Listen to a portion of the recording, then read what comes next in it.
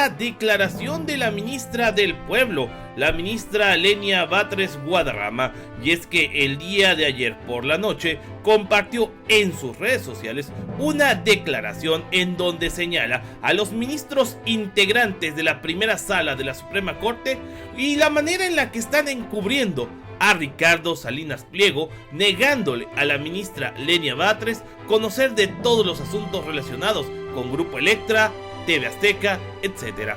Entérate de los pormenores de esta nota a continuación, obviamente solo aquí en Cocinando la Noticia. Comenzamos.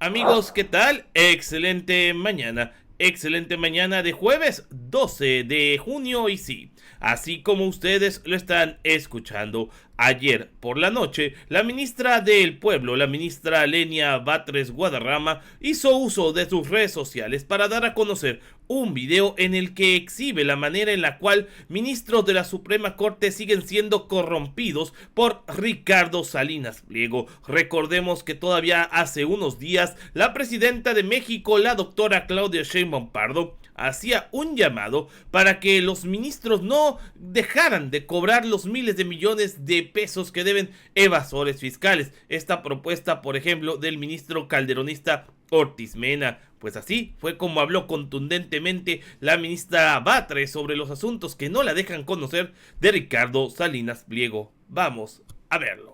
La primera sala de la Suprema Corte tenía listado para este miércoles 11 de junio un proyecto de resolución relativo a la solicitud de Grupo Electra para impedir mi participación en la votación del amparo directo en revisión 6321/2024.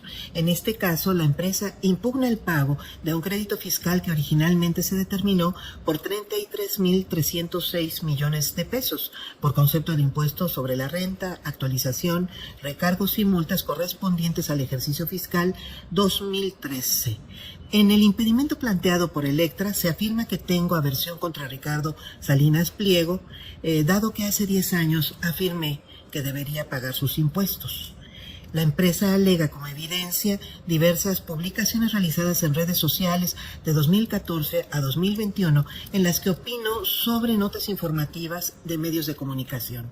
El proyecto que fue pospuesto hoy, elaborado por el ministro Jorge Mario Pardo Rebolledo, resolvía que no debía participar en la discusión y votación de ese amparo por haber perdido objetividad e imparcialidad. Esta resolución asumía que la publicación de mensajes en redes sociales acredita animadversión personal. Cabe señalar al respecto que la norma jurídica busca sancionar o prevenir el conflicto de interés, por lo que cuando se habla de enemistad manifiesta, entre comillas, como causal de impedimento, se refiere no solo a un sentimiento, sino a la externalización de ese sentimiento cuando se puede traducir además y fundamentalmente en beneficios o perjuicios para la persona juzgadora. El impedimento que la primera sala decidió no votar el día de hoy es el tercero que se estaría resolviendo favorablemente, es decir, en mi contra, solicitado por Ricardo Salinas Pliego o alguna de las empresas en las que participa. Los dos anteriores fueron uno para impedir que votara un amparo en revisión sobre la facultad de la Unidad de Inteligencia Financiera para requerir información bancaria a Ricardo Salinas Pliego y el otro sobre un juicio respecto de un cobro fiscal por 1.431 millones de pesos en contra de la empresa Grupo Electra, Sociedad Anónima Bursátil de Capital Variable. Estos impedimentos han sido votados de manera ilegal, puesto que no se acredita el conflicto de interés, es decir, que la suscrita pueda obtener un beneficio o un perjuicio a partir de la votación a favor o en contra de los juicios correspondientes. O sea, que tenga una enemistad manifiesta, no en términos subjetivos, porque cualquier persona puede sentir lo que sea, incluso sin externarlo, sino que tenga una enemistad que se traduzca, insisto, en conflicto de interés.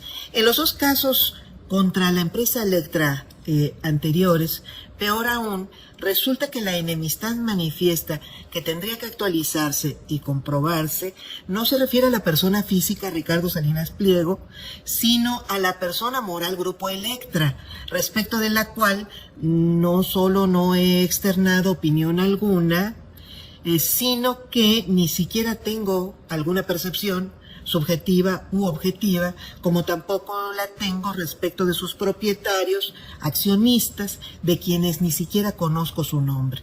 En los dos impedimentos ya resueltos, la primera y la segunda sala se ignoraron sus propios precedentes en asuntos semejantes, pues con relación a otros ministros en circunstancias similares, se ha decidido que la emisión de opiniones no pone en duda la objetividad para resolver un expediente.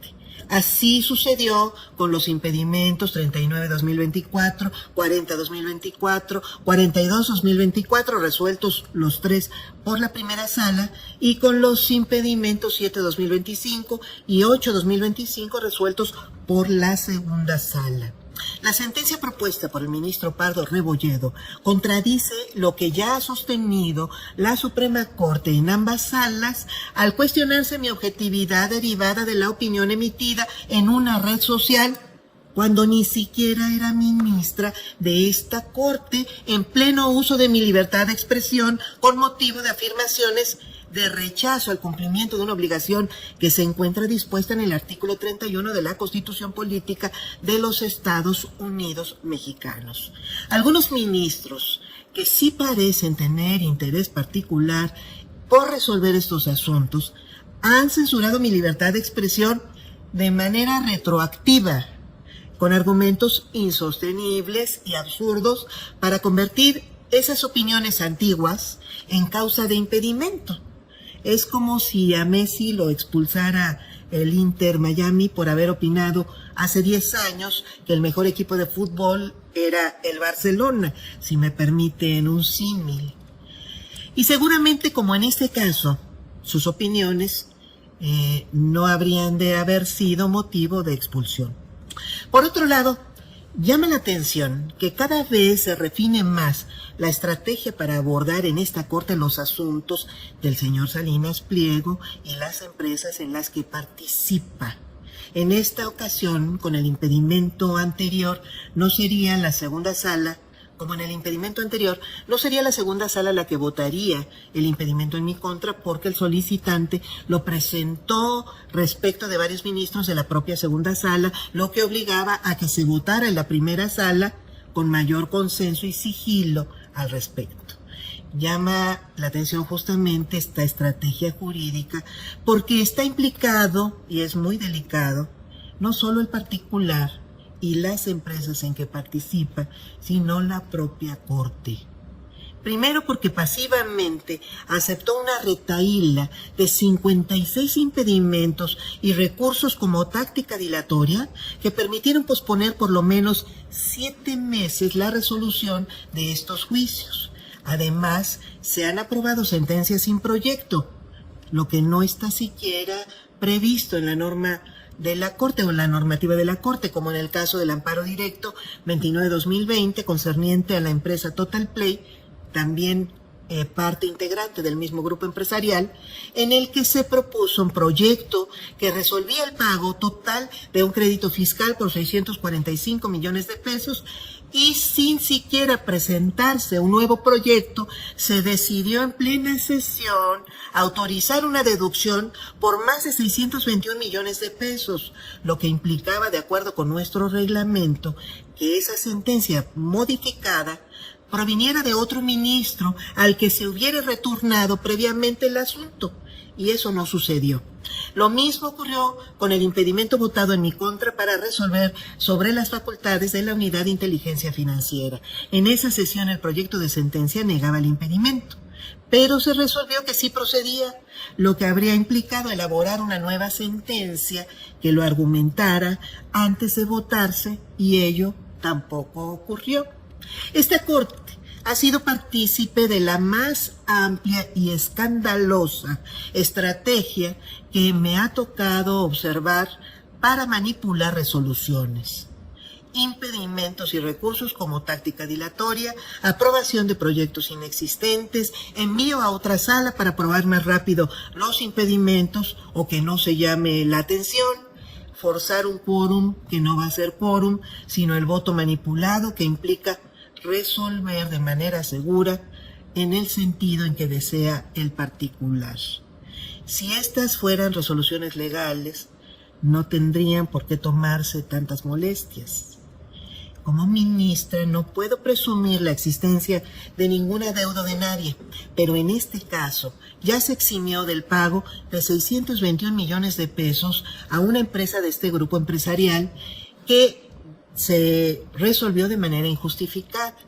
Y porque fui la única que votó en contra, ahora se orquesta toda una estrategia para impedir que vote en los 3 casos de adeudos pendientes de votación en esta corte, particularmente en la segunda sala sobre este grupo empresarial. ¿Qué corte puede llamarse suprema? Si sanciona retroactivamente la libertad de expresión de una de sus integrantes, que ni siquiera es materia de sanción. ¿Qué corte puede llamarse suprema si no solo permite, sino que confabula con particulares para ayudarles a que no cumplan con la Constitución de la que deberían ser guardianes? Ahí está, este tremendo señalamiento de la ministra Batres, hablando del ministro Pardo Rebolledo, puntualmente otro calderonista. Pero también nosotros sabemos que el ministro Ortiz Mena pues tiene un proyecto precisamente de que pues se le indemnice a aquellos que pagan millones por pagar millones, por tener millones. Vamos a dejarlo hasta aquí. Nos vemos al ratito con más información aquí en Cocinando la Noticia. Bye.